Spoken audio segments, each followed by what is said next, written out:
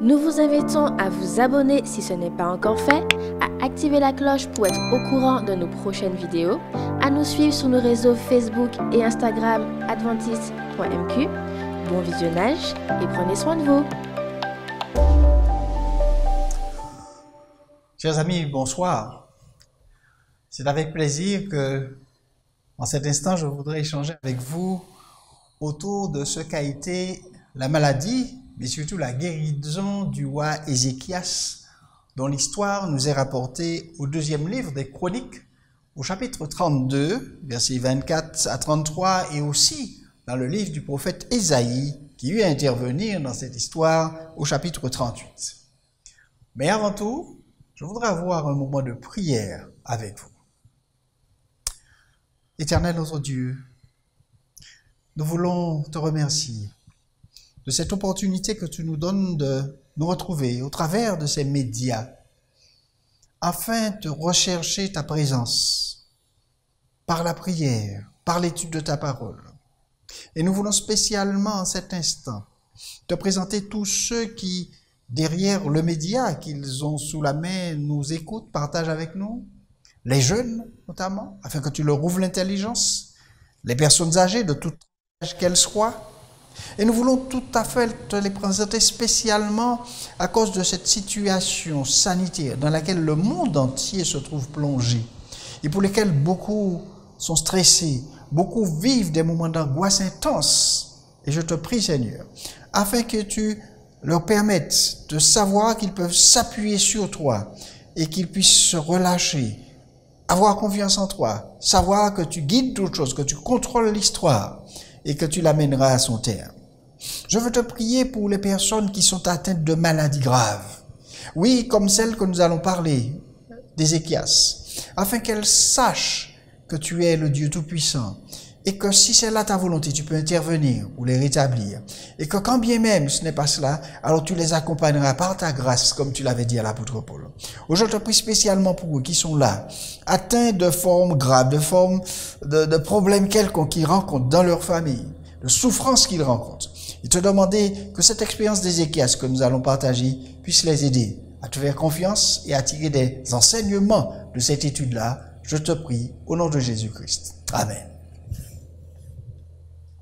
Qui est donc Ézéchias, roi de Juda, dont nous voulons partager l'expérience aujourd'hui? Dans le texte de 2 Chroniques, chapitre 28, verset 27, le texte nous dit qu'Akaz, qui était roi de Juda, se coucha avec ses pères et on l'enterra dans la ville de Jérusalem. Car on ne le mit point dans le sépulcre des rois d'Israël. C'était à cause des actions qu'il a faites. Et Ézéchias, son fils, régna à sa place. Ézéchias est donc fils d'Akaz, un roi qui a fait des choses abominables, amenant des idoles à l'intérieur du peuple et détournant le peuple de Dieu. Ézéchias, son fils, de Chroniques chapitre 29, 1 à 2, nous dit-on, est devenu roi à l'âge de 25 ans. Et il va régner 29 ans à Jérusalem. Sa mère s'appelait Abijah, fille de Zacharie, et le texte précise qu'il fit ce qui est droit aux yeux de l'Éternel, entièrement comme l'avait fait, et on remonte à David, son père, le premier de la lignée de ces rois de Juda. Ézéchias est présenté comme fidèle, qui revient aux sources, qui ne suit pas l'exemple de son père qu'il a vu pendant 25 ans. Il ne le suit pas. Et le texte précise ce que fit Ézéchias, qui montre qu'il a marché dans une voie haute que celle d'Akaz. 2 Chroniques 31, versets 20 à 21, on nous dit, si vous avez vos Bibles à la maison, vous pouvez suivre cela avec moi. Le texte dit, voilà ce que fit Ézéchias dans tout Juda. À 25 ans, il devint roi. Il fit ce qui est bien, ce qui est droit, ce qui est vrai, devant l'Éternel son Dieu. Il agit de tout son cœur et il réussit dans tout ce qu'il entreprit en recherchant son Dieu pour le service de la maison de Dieu, pour la loi et pour les commandements. Donc il revient aux fondamentaux, la parole de Dieu, ce que Dieu a demandé. Et il va rétablir, quand on lit son histoire, il va rétablir le temple. Sa première action était de mettre de l'ordre et de remettre le temple en place avec les sacrificateurs, avec le service de Dieu, de mettre Dieu en premier d'abord. Mais Ézéchias montre encore plus. Lorsque Sanchérib, roi d'Assyrie, contre lequel il s'était soulevé parce que le peuple à ce moment payait un tribut aux Assyriens qui dominaient la région. Ézéchias, trouvant cela injuste, va décider d'arrêter de le faire en un moment précis de l'histoire. Et menacé par Sankérib qui viendra pour réclamer ce qui pour lui est son dû, eh bien, Ézéchias va garder confiance en Dieu et encourager le peuple à faire de même. En effet, ces paroles d'Ézéchias, toujours dans 2 Chroniques, chapitre 32, versets 7 à 8, nous sont rapportées. Alors que Sankérib a envoyé un de ses larbins pour pouvoir décourager le peuple et leur faire comprendre qu'il n'y a pas moyen de résister à sa puissance. Lui qui a servi toutes les nations autour, contre lesquelles les dieux de ces nations n'ont pu rien faire, eh bien, il viendra sous les portes, sous les murailles de Juda, alors que le peuple est là, apeuré, eh bien, il va leur dire, Ézéchias va dire à son peuple, alors qu'ils ont été menacés, qu'on leur a dit, mais Ézéchias pourra rien faire pour vous, regardez tout ce qu'on a fait. Eh bien, Ézéchias va dire à son peuple, fortifiez-vous, ayez du courage, ne craignez point, ne soyez point effrayés devant le roi d'Assyrie, devant toute la multitude qui est avec lui, car avec nous, il y a plus qu'avec lui. Avec lui est un bras de chair, et nous, l'Éternel, notre Dieu, qui nous aidera, qui combattra pour nous. Et le texte dit, le peuple eut confiance dans la parole d'Ézéchias, roi de Juda. Le peuple fait confiance à Ézéchias parce qu'on a vu comment il était en symbiose avec son Dieu et comment il faisait confiance à son Dieu. Et le texte nous rapporte une grande victoire. Dieu envoya un ange qui mit à mort 180 000, en une nuit 180 000 hommes vaillants de l'armée de Sankérib, qui s'en alla, retourna chez lui et permit à Juda de se réjouir de cette grande victoire. Mais Ézéchias, en dépit de ça, eut des déboires. Après 14 ans de règne, à l'âge de 39 ans, souvenez-vous, il est devenu roi à 25 ans, le jeune roi, ayant la crainte de l'Éternel, et ramener le peuple de Juda vers son Dieu, il est atteint d'une grave maladie incurable, un ulcère dont il ne peut guérir. Un ulcère dont les médecins ne peuvent rien faire pour lui. Ô combien d'entre nous passent par ces situations où leurs médecins leur annoncent qu'il n'y a pas de solution. On ne peut pas les soigner, on n'a pas le remède, on ne sait pas quoi faire. Et le texte nous rapporte, Isaïe, le prophète, va venir vers Ézéchias, et le texte dit qu'en ce temps-là, Ézéchias fut malade à la mort. Le prophète Ésaïe, fils d'Amoz, vint auprès de lui et lui dit, écoutez ces paroles qui est terrible. Ainsi parle l'Éternel, donne des ordres à ta maison, car tu vas mourir et tu ne vivras plus. Je vous laisse imaginer le désarroi qu'un homme de 39 ans peut avoir quand il entend qu'il est arrivé au bout de sa vie alors qu'il vient juste de commencer. Je voulais supposer le désarroi d'une personne, quelle qu'elle soit, jeune, vieille, mais surtout les plus jeunes, quand on leur dit « tu es arrivé au bout de ta vie, tu es atteint d'une maladie incurable, on ne peut rien faire pour toi, tu vas mourir, prépare-toi, dans 2 mois, 3 mois, 1 semaine. » Et la réaction est terrible, ça peut être une révolte contre Dieu. C'est-à-dire, injustice. Et Ézéchias de faire de même. Lorsqu'Ézéchias entend la nouvelle d'Ésaïe, le texte nous dit qu'Ézéchias va tourner son visage contre le mur. Alors qu'Ésaïe sort de sa chambre, il tourne son visage vers le mur, son mur. Il est sur son lit couché et il fait cette prière à l'Éternel. Il va dire, ô Éternel, souviens-toi. Souviens-toi que j'ai marché devant ta face avec fidélité et intégrité de cœur et que j'ai fait ce qui est bien à tes yeux. Et Ézéchias répandit d'abondantes larmes, dit-le. Le roi pleure. Il est désolé, désespéré. Il ne s'attendait pas à cela. Oui, quand on sert Dieu, quand on marche selon les conseils, les recommandations de Dieu, alors on se dit, mais pourquoi moi? Pourquoi moi? Alors peut-être que d'autres qui sont là à faire tout à fait le contraire, eh bien ils vivent aussi longtemps qu'on peut vivre, tel que le présente parfois David dans ses psaumes. Le méchant prospère.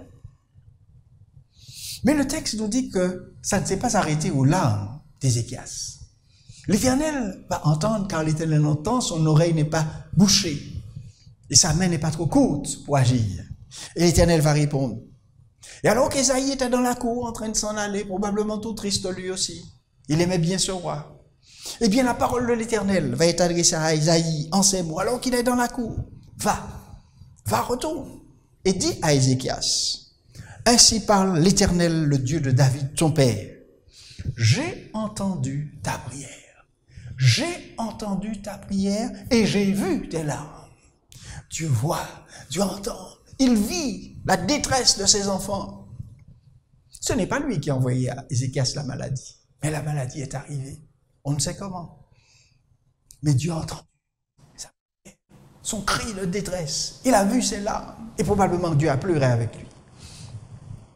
Et Dieu va donner ce message réconfortant à Ésaïe.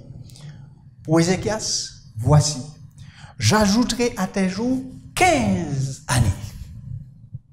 15 années que Dieu lui ajoute. Je te délivrerai, toi et cette ville, de la maison du roi Assigui. Deuxième bonne nouvelle. Troisième, je protégerai cette ville. Oh, extraordinaire! Imaginez la joie d'Ézéchias. Ésaïe venait de lui annoncer sa mort prochaine. Ésaïe revient lui dire que Dieu lui a mis un bonus de 15 années. 15 années pour continuer à servir l'Éternel et à bénéficier de cette vie belle, agréable que Dieu nous donne. Mais Ézéchias va quand même demander à Ésaïe un signe pour confirmer, alors qu'il venait de lui dire qu'il allait mourir. Qu'est-ce qui va confirmer ce que tu dis?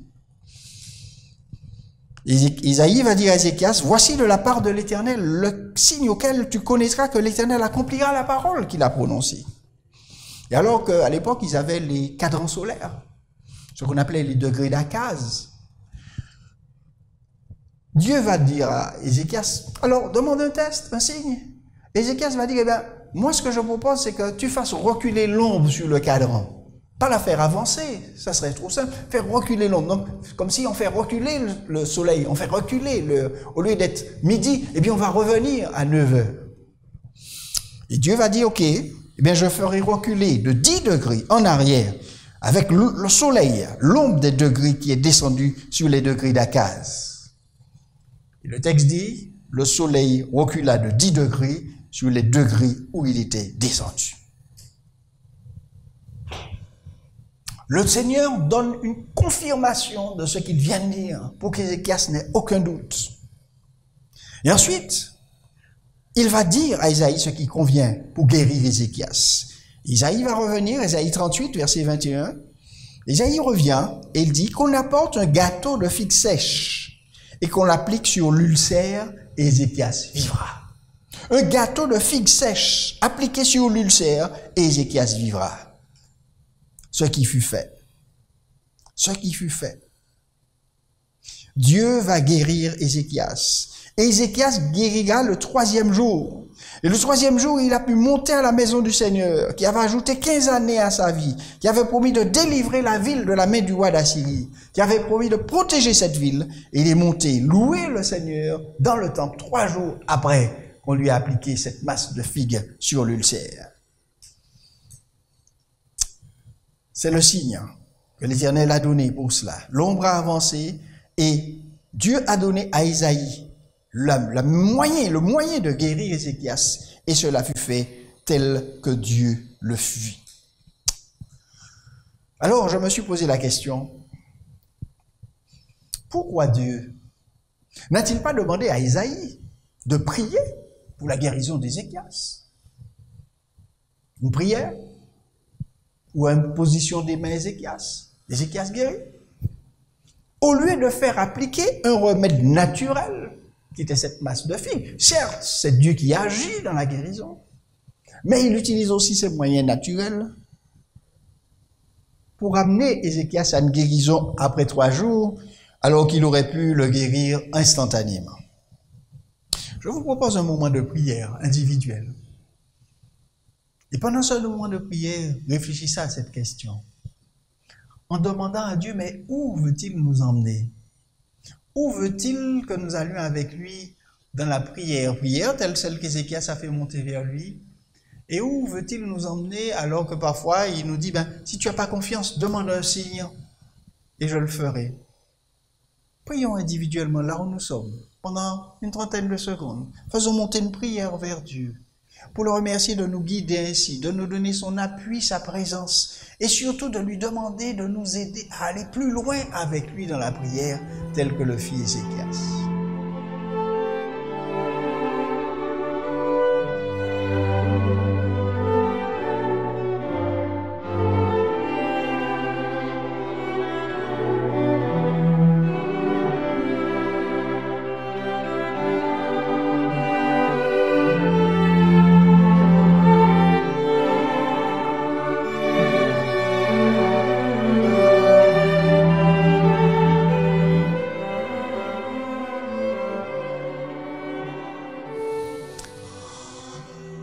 Nous arrivons à la fin de ce moment de prière et je voudrais vous rappeler que Dieu souhaite que nous allions plus loin avec lui dans notre vie, tel Ézéchias. Dans notre vie, surtout dans notre vie de prière. Ézéchias n'hésita pas à se tourner vers Dieu, à lui parler de sa détresse, à s'ouvrir son cœur à son Dieu avec qui il avait l'habitude de parler. Et Dieu voudrait que nous allions plus loin avec lui. Il veut que nous apprenions à lui faire confiance, tel Ézéchias, dans ce qu'il nous dit. Et pour cela, Dieu peut, si nécessaire, nous donner des signes pour cela. Mais surtout, n'omettons jamais de le remercier, tel que le fit Ézéchias, dans cette prière d'action de grâce que je veux partager maintenant avec vous. Oui, Ézéchias remercie à Dieu pour ce bonheur, cette guérison et ces 15 années supplémentaires que Dieu lui avait accordées. Ézéchias remercie à Dieu pour cela. Et il alla encore plus loin dans sa vie avec Dieu, parce qu'il fit cette expérience de prière avec Dieu. Il écrit ce qu'on appelle le cantique d'Ézéchias, cantique du roi de Juda, sur sa maladie et son rétablissement. Le texte se trouve, je vous donne la référence, ainsi vous pourrez le lire à la maison, dans Ésaïe 38. Vous trouverez ce cantique d'Ézéchias. Ézéchias dit la chose suivante, par ce cantique où il va louer Dieu, ou ce que Dieu a fait pour lui. Et dans ce cantique, il y a aussi beaucoup d'éléments qu'il donne, de réflexion sur la mort. Ézéchias dit, je disais, quand mes jours sont en repos, je dois m'en aller aux portes du séjour des morts. Je suis privé du reste de mes années. Vous voyez comment il vivait sa maladie? Je disais, je ne verrai plus l'Éternel, l'Éternel sur la terre des vivants. Je ne verrai plus aucun homme parmi les habitants du monde. Ma demeure est enlevée et transportée loin de moi. Comme une tente de berger, je sens le fil de ma vie coupé, comme un tisserand qui me retrancherait de sa trame. Du jour à la nuit, tu m'auras achevé. Je me suis contenu jusqu'au matin. Comme un lion, il brisait tous mes os. Du jour à la nuit, tu m'auras achevé. Je poussais des cris comme une hirondelle en voltigeant. Je gémissais comme la colombe. Mes yeux s'élevaient languissant vers le ciel. Ô Éternel, je suis dans l'angoisse, secours-moi. Que dirais-je? Il m'a répondu et il m'a exaucé. Je marcherai humblement jusqu'au terme de mes années, après avoir été ainsi affligé. Seigneur, c'est par tes bontés qu'on jouit de la vie. C'est par elles que je respire encore. Tu me rétablis, tu me rends à la vie. Voici, mes souffrances mêmes sont devenues mon salut. Tu as pris plaisir à retirer mon âme de la fosse de la destruction, car tu as jeté derrière toi tous mes péchés. Ce n'est pas le séjour des morts qui te loue. Ce n'est pas la mort qui te célèbre. Ceux qui sont descendus dans la fosse n'espèrent plus en ta fidélité. Le vivant, c'est celui-là qui te loue, comme moi aujourd'hui. Le Père fait connaître à ses enfants ta fidélité. L'Éternel m'a sauvé. Nous ferons résonner les cordes de nos instruments tous les jours de notre vie dans la maison de l'Éternel. Voilà ce qu'Ézéchias va dire à Dieu après cet acte de guérison de Dieu envers lui, après cet acte de bonté de Dieu envers lui, après ces promesses de Dieu et ce qu'il a vécu avec Dieu simplement parce qu'il a accepté d'aller plus loin avec Dieu dans la prière. Il a accepté de se confier pleinement à Dieu, d'ouvrir son cœur à Dieu. Et il a accepté de laisser Dieu agir en lui. Chers amis, Dieu voudrait que nous puissions, de ce qu'Ézéchias dit, car les morts, dit-il, ne louent pas Dieu. Il n'y a pas de vie dans le séjour des morts. Ce sont les vivants qui peuvent louer Dieu. Et c'est pourquoi rester vivant, Ézéchias va louer Dieu. Et dit-il en plus, je vais l'enseigner à mes enfants. Oh, Dieu voudrait que nous allions plus loin avec lui dans notre vie de prière et qu'elle soit partagée avec les autres autour de nous, surtout notre famille, nos enfants, qu'ils apprennent eux aussi à expérimenter ces choses avec Dieu afin de louer Dieu pour eux-mêmes et aussi pour les autres. Bon, je vous propose de prier alors que nous terminons notre réflexion et en vous invitant, vous, à poursuivre, à aller plus loin avec Dieu dans ce rapport qu'est la prière, cette communion avec Dieu, ce partage avec Dieu qui nous permet de lui donner nos sentiments réels, vrais tels qu'ils sont, de lui dire parfois notre colère, de lui dire notre incompréhension et d'écouter afin de le laisser nous parler et d'entendre sa réponse ou ses réponses qui pourront venir aussi d'autres personnes qu'il enverra autour de nous ou de sa parole alors que nous la dirons. Prions ensemble. Merci Seigneur pour cette expérience d'Ézéchias que tu as placée devant nous et pour lesquelles nous pouvons encore tirer beaucoup d'enseignements. Merci parce que tu nous apprends par Ézéchias ton enfant que tu écoutes les prières, que tu vois nos larmes, que tu vois nos souffrances, que tu y participes, que tu les prends en compte et que tu réagis et que tu ne restes pas là à nous regarder souffrir. Merci Seigneur pour cela. Merci maintenant de nous apprendre chacun à aller plus loin avec toi dans notre vie de prière, à ne pas nous arrêter simplement à des prières coutumières, mais aller dans des prières vraies, où nous répandons notre âme devant toi, comme Anne, mère de Samuel, l'a fait, répandant son âme devant toi, sa tristesse devant toi. Et tu as aussi répondu à cette prière d'Anne. Merci Seigneur de répondre à nos prières. Merci de permettre à chacun de nos internautes, de nos téléspectateurs, de eux aussi vivre ces expériences avec toi et que leur cœur en soit réjoui, leur vie transformée, ainsi que la vie de leur famille et de leurs voisins et amis. Je t'ai prié au nom de Jésus-Christ. Amen. Nous vous invitons à vous abonner si ce n'est pas encore fait, à activer la cloche pour être au courant de nos prochaines vidéos, à nous suivre sur nos réseaux Facebook et Instagram adventiste.mq. Bon visionnage et prenez soin de vous.